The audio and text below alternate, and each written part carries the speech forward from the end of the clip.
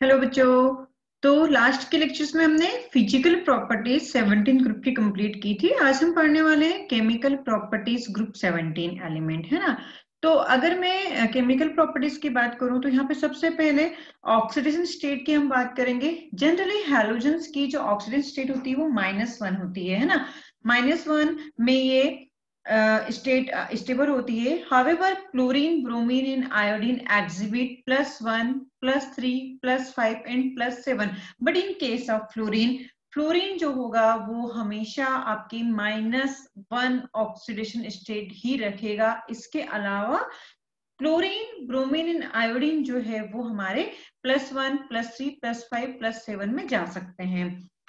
देखते हैं कैसे। जब हमारे पास में इलेक्ट्रॉनिक कॉन्फ़िगरेशन हम देखेंगे तो हमारे यहाँ पे electronic configuration NP5, that is जो पेड इलेक्ट्रॉन होंगे पी के, वो ग्राउंड स्टेट से क्या होंगे, हायर एक्साइटेड स्टेट में जाएंगे। जब ये ग्राउंड स्टेट की बात करेगा तो मुझे सिर्फ एक ही इलेक्ट्रॉन की जरूरत पड़ेगी, तो या तो ऑक्सीडेशन स्टेट +1 हो सकती है या -1 हो सकती है। लेकिन जब फर्स्ट एक्साइटेड स्टेट की बात करूंगी तो यहाँ से पी से इलेक्ट्रॉन उठ के आप देख सकते हो कि डी में आ गया है। तो अब मेरे पास में अनपेड इलेक्ट्रॉन कितने हो गए, 3 हो गए। तो +3 oxidation state. Second excited state में हम यहाँ पे 5 अनपेड इलेक्ट्रॉन देख सकते हैं, तो +5 ऑक्सीडेशन स्टेट यहाँ पे होगी। Are you getting my point? Next है हमारे पास में, अगर NH से भी इलेक्ट्रॉन आपका जंप कर जाता है थर्ड एक्साइटेड स्टेट में, तो अब D में मेरे पास में 3 इलेक्ट्रॉन चले जाते हैं और यहाँ पे हमारे पास में +7 ऑक्सीडेशन स्टेट शो करेगा। ठीक है, तो इस तरह से हमारे पास में D ऑर्बिटल वैकेंट होने की वजह से ये इलेक्ट्रॉन जंप करते हैं और आपका +3, +5, +7 ऑक्सीडेशन स्टेट शो भी करते हैं। Due to high electronegativity and non availability of d orbital, F does not show +1 and variable oxidation state. Right, ये आपको याद रखना पड़ेगा कि फ्लोरीन का नहीं होता है ना, माइनस में ही होता है हमेशा। +1 ऑक्सीडेशन स्टेट या +3 देता ही नहीं है वो। ऑक्सीडाइजिंग पावर की अगर बात करें तो F2 is strongest oxidizing halogen. Last के लेक्चर में भी हमने डिस्कस किया था कि फ्लोरीन की इलेक्ट्रॉन गेन एंथैल्पी कम है क्लोरीन से, मतलब क्लोरीन की इलेक्ट्रॉन गेन एंथैल्पी ज्यादा है, लेकिन फिर भी फ्लोरीन एक स्ट्रॉन्ग ऑक्सीडाइजिंग एजेंट होता है। इसका रीजन क्या है, तो 2 रीजन हमने वहां पे देखे थे। एक हमारा हाइड्रेशन एंथैल्पी ज्यादा है और दूसरा यहाँ पे मेरे पास में F की बॉन्ड डिस्ट्रीब्यूशन एनर्जी कम है, ये आपका रीजन था। तो F2 is the strongest oxidizing halogen. Halogen oxidize higher atomic number halide ions, जिसे F2 + ट्वाइस X माइनस होगा यहाँ पे। तो इधर मेरे पास में ट्वाइस F + X2 हो जाएगा और X यहाँ पे क्या क्या हो सकता है फ्लोरीन को छोड़कर, जैसे क्लोरीन हो सकता है, ब्रोमीन हो सकता है, आयोडीन हो सकता है।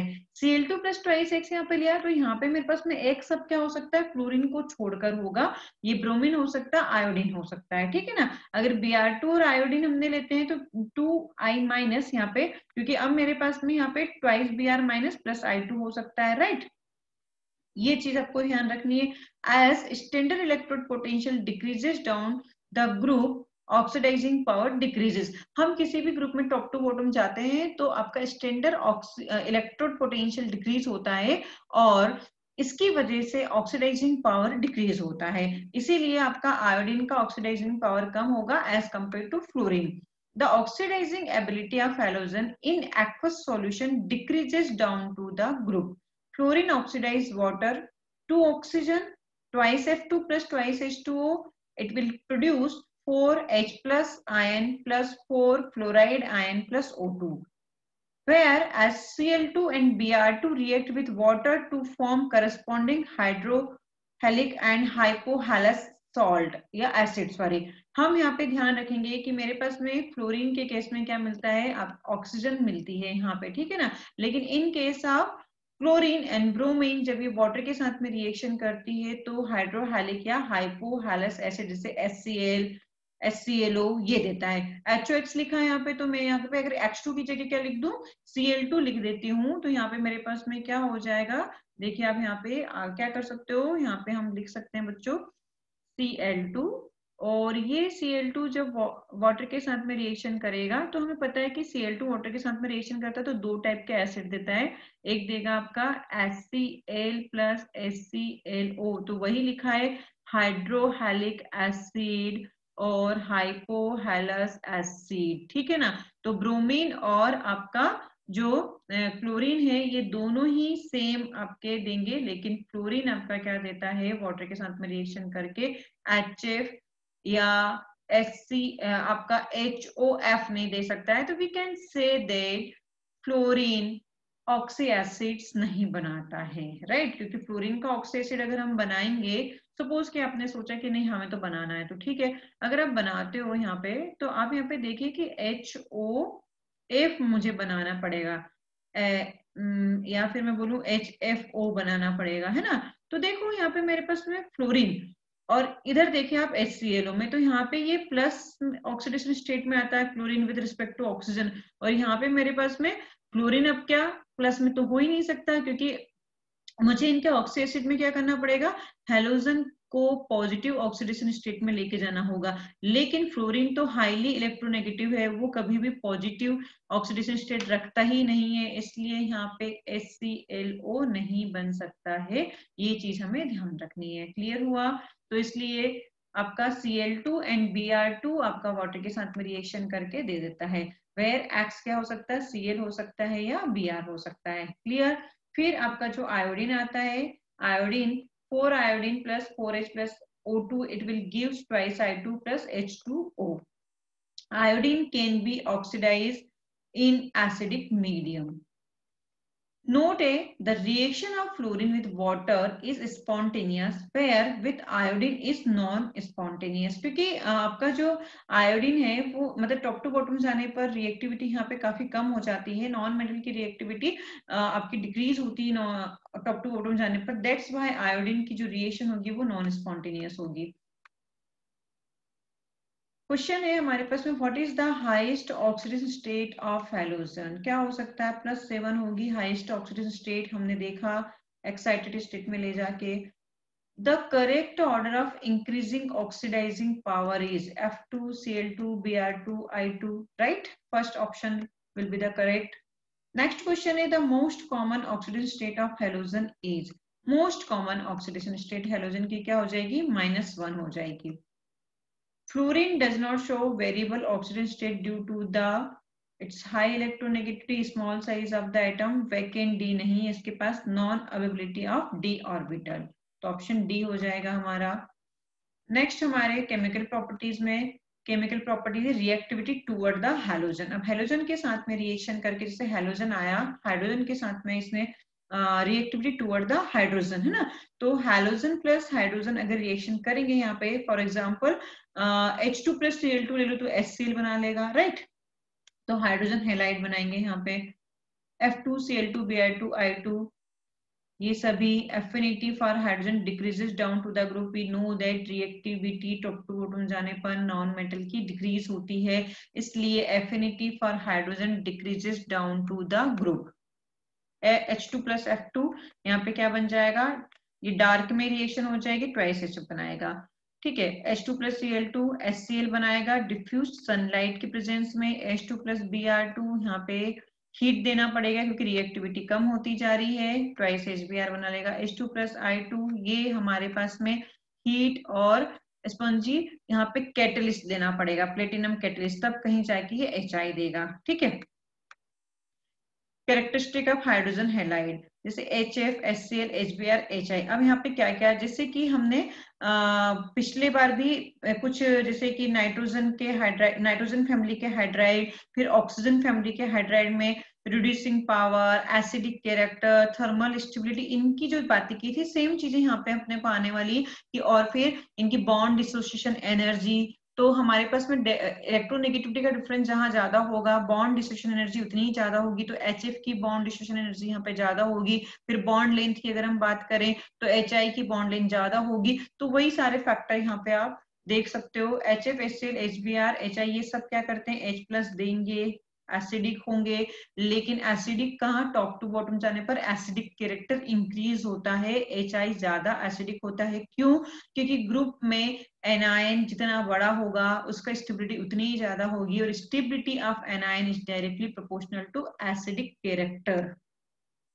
HX ionize in water to form H plus ion to exhibit acidic nature. क्या क्या कैरेक्टरिस्टिक हो सकते हैं इसके? The acidic strength of this acid varies in the order. Yes, HI सबसे ज्यादा एसिडिक होगा, टॉप टू बॉटम जाने पर एसिडिक कैरेक्टर इंक्रीज होगा, HF कम एसिडिक होगा। नेक्स्ट है हमारा stability of halide decreases down to the group. We know that यार कि यहाँ पे मोनो एटॉमिक एनाइन से बना है, तो thermal stability in case of monoatomic anion decreases down to the group, तो HF आपका सबसे ज्यादा स्टेबल होगा। और अगर HF ज्यादा स्टेबल है तो उसकी बॉन्ड डिसोसिएशन एनर्जी भी ज्यादा होगी, क्योंकि आपका ये भी बोल सकते हो कि इलेक्ट्रॉन नेगेटिविटी का डिफरेंस ज्यादा है, ठीक है ना। तो हम यहाँ पे stability of halide decreases down to the group due to the decrease in bond dissociation enthalpy। तो सबसे ज्यादा स्टेबल होगा HF, लो बॉइलिंग पॉइंट, फिर HCl, HBr और HI आपका क्या है, गैसेस है। सॉरी, मैंने HF लो बॉइलिंग पॉइंट गलत बोल दिया, लो बॉइलिंग लिक्विड। ये आपका HF में इंट्रामोलिकुलर हाइड्रोजन बॉन्डिंग होती है, ठीक है ना, याद रखिएगा यहाँ पे। क्वेश्चन है which of the following hydrogen halide is thermally most stable? HF will be most stable. The hydrogen halide with highest acidic nature is कौन सा होगा? HI होगा। Which of the following hydrogen halide exist in liquid state at room temperature? HF, ठीक है। फिर bond dissociation enthalpy is maximum for HCl, HF, HBr, HI, तो HF के लिए होगी। नेक्स्ट हम केमिकल प्रॉपर्टीज में आगे बढ़ते हैं। Reactivity toward oxygen. Halogen form many oxide with oxygen but most of them are unstable. Yes, जैसे हैलोजन ने ऑक्सीजन के साथ में रिएक्शन किया तो ये ऑक्साइड बनाएंगे। Fluorine forms 2 fluoride OF2 and O2F2। सिर्फ दो ही इसके ऑक्साइड होंगे, OF2 एंड O2F2, जहां पे मेरे पास में ऑक्सीजन की ऑक्सीडेशन स्टेट प्लस में आएगी। OF2 में क्या हो जाएगी, +2, एंड O2F2 में ऑक्सीजन की ऑक्सीडेशन स्टेट क्या हो जाएगी, +1। However, only OF2 is thermally stable at 298 Kelvin। मतलब फ्लोरीन आपके दो फ्लोराइड दैट इज दो ऑक्साइड बना रहा है, OF2 और O2F2, जिसमें से OF2 थर्मली स्टेबल होगा। O2F2, these are also called oxygen fluoride or oxyfluoride। O2F2 oxidize plutonium to PuF6। ये प्लूटोनियम को PuF6 में ऑक्सीडाइज कर देता है। जैसे थ्राइस O2F2 प्लस प्लूटोनियम आया, इसे PuF6 प्लस थ्राइस O2 में ऑक्सीडाइज किया। O2F2 is a strong fluorinating agent. Fluorinating agent मतलब फ्लोरीन देने वाला एजेंट होगा, क्लोरिनेटिंग मतलब क्लोरीन देने वाला एजेंट, ठीक है। This reaction is used to remove plutonium as FuF6 from spent nuclear fuel. यहाँ से मेरे पास में प्लूटोनियम को आपके न्यूक्लियर फ्यूल में से प्लूटोनियम को हटाने के लिए इस रिएक्शन का यूज किया जाता है। Fluorine, bromine and iodine also form oxide in which the oxidation state of these halogens range from +1 to +7. Generally decreases order of stability of oxide formed by halogens, iodine, chlorine, bromine. The higher oxide of halogen tend to be more stable than the lower ones.